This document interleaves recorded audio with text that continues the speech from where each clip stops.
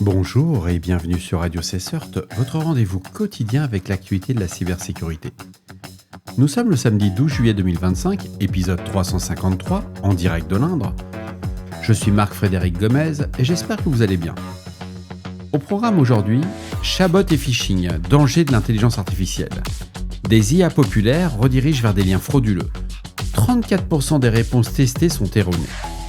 ClickFix, contournement sans faille. Une nouvelle technique d'ingénierie sociale sans exploit ni pièce jointe fait beaucoup de bruit depuis quelques mois. Past-jacking et exécution via Win+R. Pentagone, stratégie cyber en échec. Le Sénat américain exige une doctrine offensive face aux attaques persistantes contre les infrastructures critiques. Laravel, 600 applications vulnérables, des fuites des app keys sur GitHub, RCE possible via la CVE 2024 55556, toujours active malgré les patchs. Bien entendu, vous retrouverez toutes les sources citées dans cet épisode sur le site de radiocessor.org.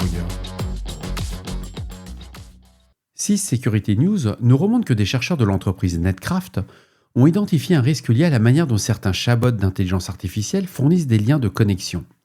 Lorsqu'on leur demande l'URL de connexion d'une entreprise connue, leurs réponses sont incorrectes dans un tiers des cas. Sur 50 entreprises testées dans le secteur de la finance, du retail, des technologies ou des services publics, le chatbot n'a donné l'adresse correcte que dans 66% des cas. Ce qui veut dire concrètement que nous avons eu 34 réponses fausses. Dans 29% des cas, il a fourni une URL inactive ou suspendue. Dans 5% des cas, le lien pointait vers un site tiers non lié à l'entreprise. Les chercheurs précisent que des cybercriminels peuvent acheter ces domaines incorrects, non revendiqués, et les transformer en pages de phishing. Dans un exemple, un outil d'IA dirigeait l'utilisateur vers une fausse page d'un établissement bancaire américain, reléguant le lien officiel plus bas dans les résultats. Les entités les plus exposées sont les entreprises régionales ou les fintechs de taille moyenne, moins bien armées pour surveiller leur surface numérique. En revanche, les grandes marques mondiales comme Apple ou Google sont moins concernées. Netcraft souligne que ces erreurs ne sont pas malveillantes, mais dues au mode de fonctionnement des modèles de langage qui produisent des réponses par corrélation statistique sans vérification factuelle.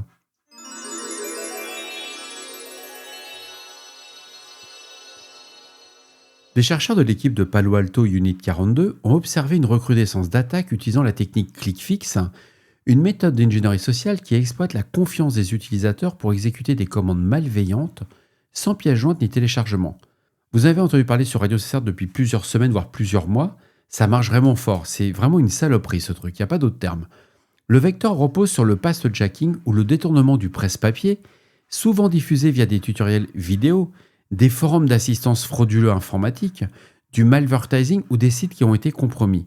Les victimes sont invitées à coller puis exécuter des scripts via des raccourcis clavier comme la touche Windows plus R ou Windows plus X, et ClickFix a été identifié comme vecteur initial dans une douzaine d'incidents impliquant des vols de données, du déploiement de rançongiciels et de compromission complète d'infrastructures. Les charges utiles comprennent NetSupport.rat, Latrodectus ou LumaStealer. Des campagnes récentes ont exploité des pages d'authentification falsifiées, imitant DocuSign et Okta dans les domaines docusign.sa.com et oktacheck.it.com. Ces pages injectent des commandes PowerShell téléchargeant des archives zip contenant des DLL malveillantes via des composants Java légitimes. Les campagnes Latrodectus ont utilisé des redirections vers des pages de vérification collant automatiquement des scripts PowerShell obfusqués, téléchargeant des fichiers MSI qui contiennent des DLL nommés libcef.dll. Le stealer Luma est ensuite souvent déployé en charge secondaire.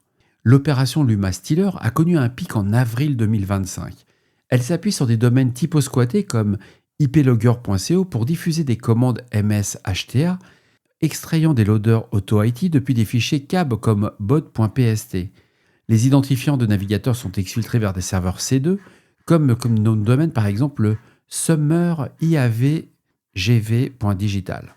La détection repose sur l'analyse des clés run MRU du registre Windows et des journaux d'événements du type 4688 en lien avec l'exécution de commandes par explorer.exe. Les versions, quand on appuie Windows plus X, peuvent être corrélées avec des sessions PowerShell élevées, avec les droits élevés des événements d'accès au presse-papier. Les charges malveillantes identifiées sont décrites dans l'article de GB Hacker. Vous trouverez aussi des chats 256 des domaines malveillants. J'ai retenu cet article parce que normalement GB Hacker, c'est vraiment très high level. C'est plus fait pour du consultant que pour des gens qui font de la réponse à incident.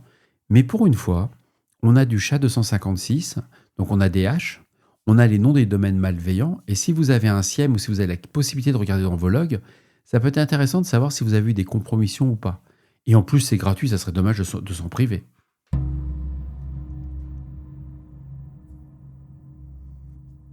Le Sénat américain demande au Pentagone de revoir sa stratégie de dissuasion cyber. Dans la version 2026 du National Defense Authorization Act, la Commission des forces armées exige l'élaboration d'une stratégie visant à rétablir... Vous lisez bien, hein. Moi aussi j'ai eu du mal, hein, quand j'ai bien vérifié la traduction. C'est exige l'élaboration d'une stratégie visant à rétablir une dissuasion crédible contre les cyberattaques visant les infrastructures critiques américaines.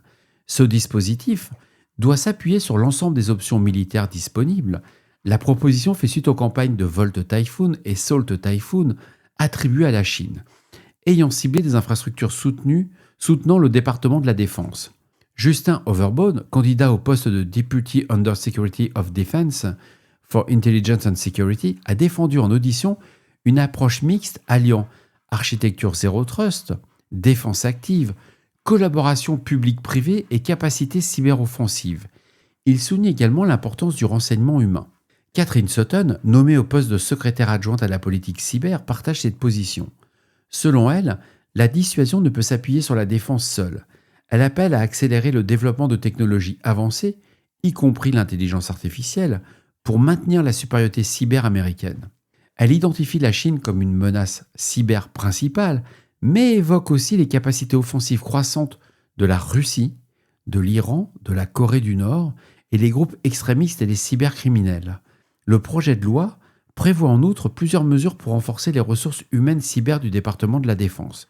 Extension du système de gestion Cyber Excepted Services, revue de l'IG sur les besoins de l'US Cyber Command, intégration de la réserve dans les Cyber Mission Force et révision des politiques RH applicables aux cyberopérations.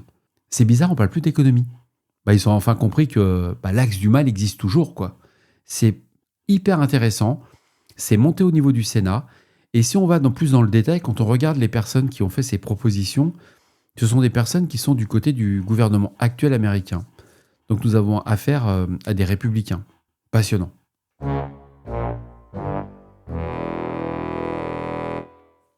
Des chercheurs de Good Guardian et Synactive, une entreprise française, bravo, ont identifié plus de 600 applications Laravel vulnérables à l'exécution de code à distance via la compromission de la variable AppKey exposée publiquement sur GitHub. Sur plus de 260 000 AppKeys extraites des dépôts entre 2018 et mai 2025, 400 clés ont été validées comme fonctionnelles. Parmi elles, 120 étaient associées à une app URL active exposant directement les applications à des attaques. Cette vulnérabilité repose sur une faiblesse de la fonction decrypt de Laravel. Lorsqu'un attaquant dispose de la AppKey, il peut invoquer des fonctions avec un objet mal formé. La désérialisation automatique permet une exécution de code arbitraire sur le serveur. Cette faille est héritée de la CVE 2018 15133, corrigée en version 5.6.30, mais réactivée par la configuration Session Driver Cookie, comme le démontre la CVE 2024 55556. Si vous utilisez du Laravel dans vos frameworks PHP, je vous recommande fortement de lire l'article.